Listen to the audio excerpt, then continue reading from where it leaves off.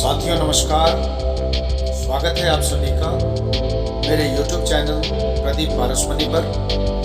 आप सभी को मेरा सादर प्रणाम, अभिनंदन। जुड़ें और जुड़े रहें। आपके लिए मैं लाता हूँ बहुत ही रिफ्रेशिंग मोटिवेशनल लाइफ टॉक्स और एजुकेशन। मेरी गुजारिश है आप सभी से कि आप हर वीडियो को बिल्कुल अंत तक वॉच करें और बातचीत का आनंद उठाएं। तो आज हम बात करेंगे एक बहुत ही इम्पोर्टेंट टॉपिक पर कि हाउ टू टीच, कि पढ़ाएं कैसे। अब आप ये ना समझना कि मैं आपको टीचिंग मेथड्स के बारे में कुछ बताऊंगा, बल्कि बातचीत कुछ और है आज।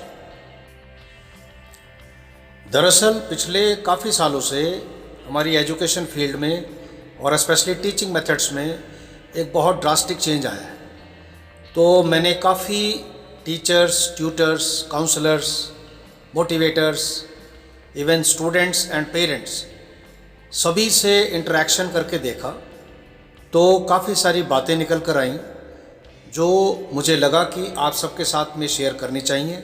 एक बड़ी सिंसियर और जेन्युइन लाइफ टॉक है ये आज, और इसको सुनने के बाद में हम सब इम्प्रूवमेंट की कोशिश करेंगे अपने अपने लेवल पर। मुझे पूरी उम्मीद है कि हमेशा की तरह आप लोगों को ये वीडियो भी बहुत पसंद आएगी और अपना आशीर्वाद आप मुझे देते रहेंगे, मुझे भी मोटिवेशन मिलती रहेगी। ये जो एजुकेशन है ना, ये जो टीचिंग है, ये कोई बच्चों का खेल नहीं है।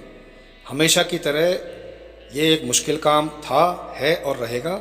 और जब से ये ट्रांसफॉर्मेशन हुई है तब से हम सबको परेशानियां शुरू हो गई और हम सबको समय चाहिए ताकि हम सब इस नए एजुकेशन मॉडल में अपने आप को फिट कर पाएँ। जो सबसे बड़ी दिक्कत हुई वो थी सरकार की गाइडलाइंस की।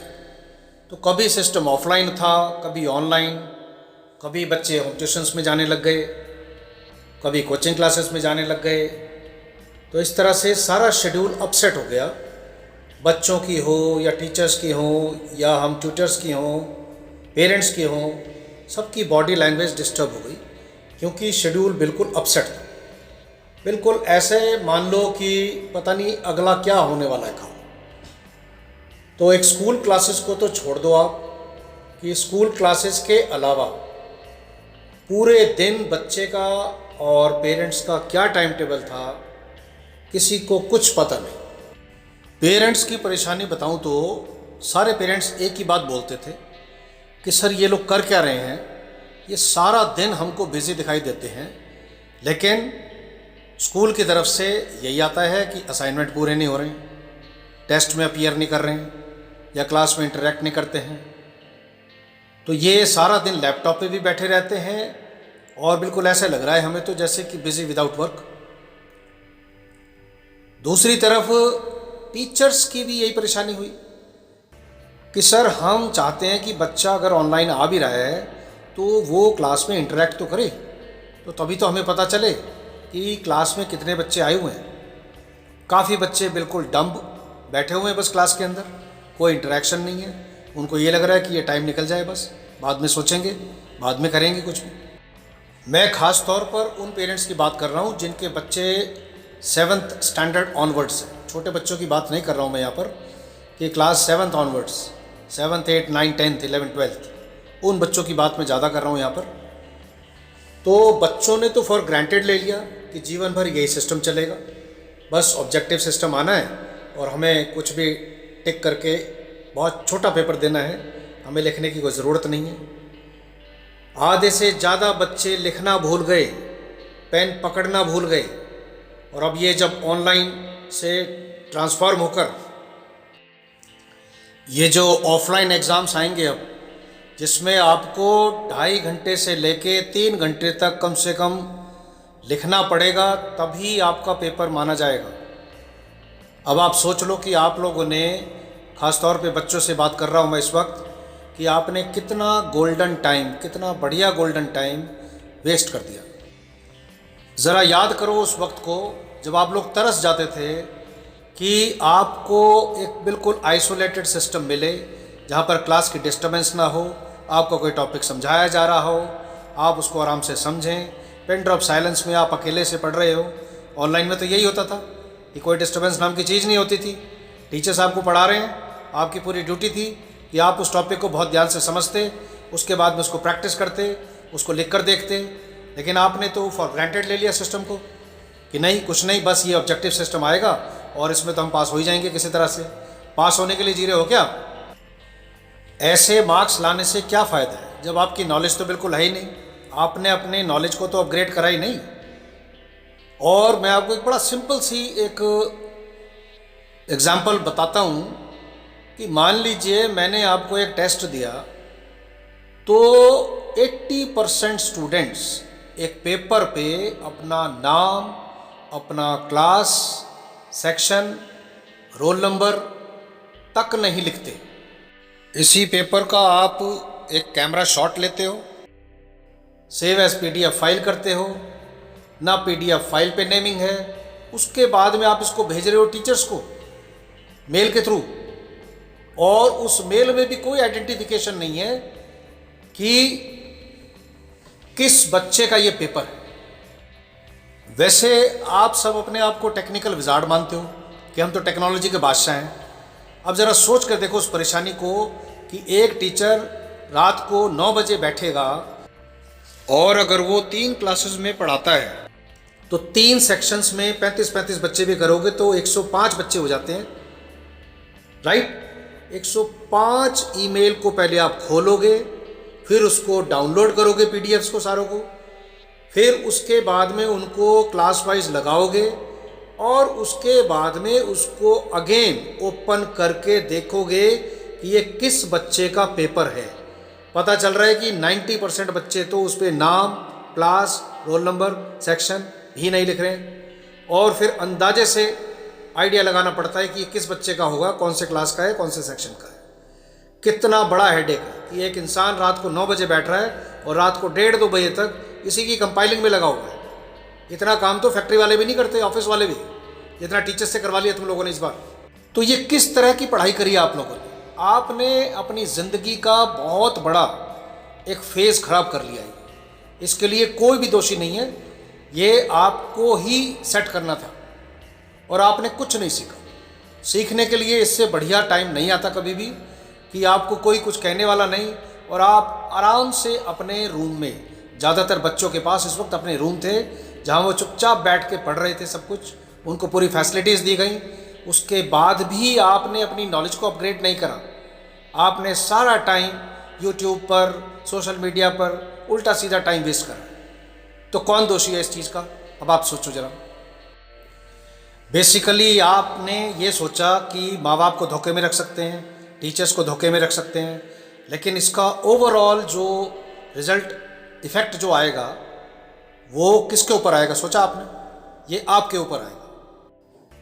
अच्छा, सबसे अच्छी बात जो हुई कि मुझे बहुत से पेरेंट्स ने ये बोला कि सर हम क्लास में काफ़ी बार बच्चों के साथ बैठते थे और हम देखते थे कि टीचर्स कितना पेन लेते हैं, और उन पेरेंट्स की बात सुनकर मुझे बहुत अच्छा लगा।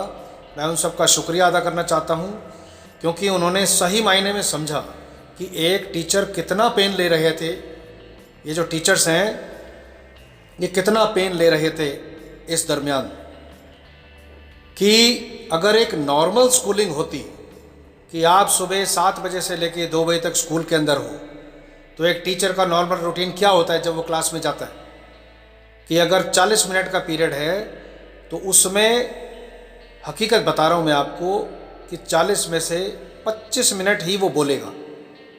बाकी का टाइम जो है क्लास को सेटल करने में, क्लास को एक्सप्लेन करने में, बोर्ड राइटिंग में चला जाता है।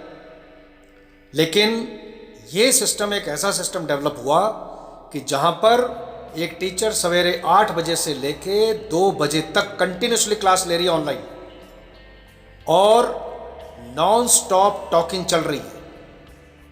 आप सोच कर देखो इसको, इस चीज़ को महसूस करके देखो ज़रा कि कितना हार्डवर्क हुआ है कि एक बंदा सवेरे 8-9 बजे से लेके 1:30-2 बजे तक कंटिन्यूसली क्लासेस ले रहा है और सारा रिकॉर्ड रख रहा है, एक एक पीडीएफ का रिकॉर्ड रखना पड़ रहा है उसमें।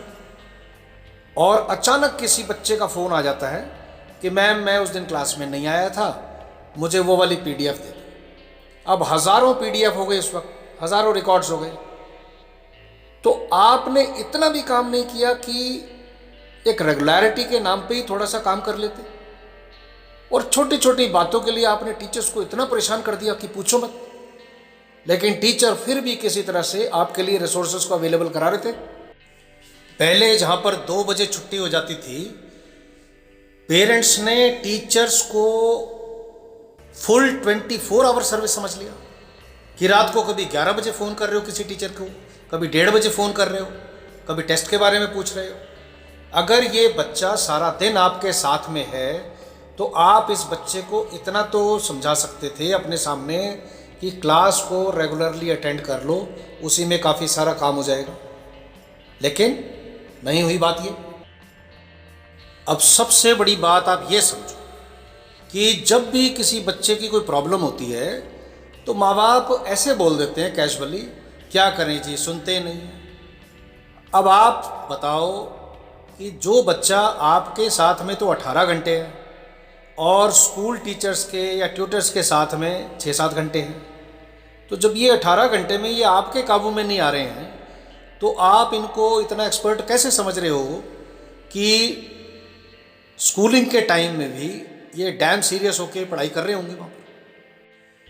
रही बात सिलेबस की, तो बुक्स तो सबके पास थी और टॉपिक को जब समझाया जा रहा है तो अगर नॉर्मल स्कूलिंग भी होती तो उस टाइम क्या करते हम लोग, टॉपिक को घर पे जाके प्रैक्टिस करते कि नहीं।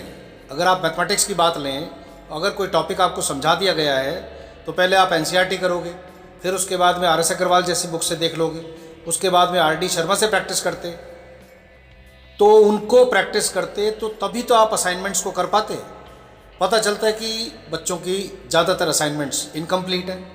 ऑल ऑफ ए सडन बीच में कोई वीकली या कोई मंथली टेस्ट ऑर्गेनाइज हुआ तो उस टेस्ट में रिजल्ट क्या आना है फिर, जब बच्चा प्रैक्टिस ही नहीं कर रहा है। यानी कि उसको लग रहा है कि हाँ अब मेरे को किसी को जवाबदारी नहीं है और मैं इंडिपेंडेंट हो गया हूँ, तो मुझे जो जी में आएगा मैं उस तरह से बिहेव करूँगा। हम सब ये भूल रहे हैं कि ये जो स्कूलिंग होती है ये बेसिकली एक अपॉर्चुनिटी है अपना डेली रूटीन सेटअप करने के लिए, अपनी हैबिट्स को डेवलप करने के लिए, अपने कैरियर को सेटअप करने के लिए। आपका जो डेली रूटीन होता है ना, उसी में आपकी आदतें हो जाती हैं शुरू, और वही जो आदतें होती हैं वही आपका भविष्य बनाती हैं एक दिन। हम सबको ये समझना पड़ेगा कि लाइफ में बहुत ज़्यादा कंपटीशन है, उसकी तैयारी अभी से शुरू करनी है हम लोगों ने। और हम लाइफ में अल्टीमेटली वही बनते हैं जो हम बनना चाहते हैं। तो अगर हम चाहते हैं कि हमारी लाइफ एक अच्छी लाइफ हो तो हमको मेहनत करनी होगी, क्योंकि ये लाइफ जब भी अच्छी होगी जब हम इसको अच्छा करेंगे। तो आज से अभी से हम लोग इस बात पे फोकस करें कि क्या सही है, ये नहीं कि कौन सही है और क्या चीज़ आसान है। यानी कि better do what is right and not what is easy.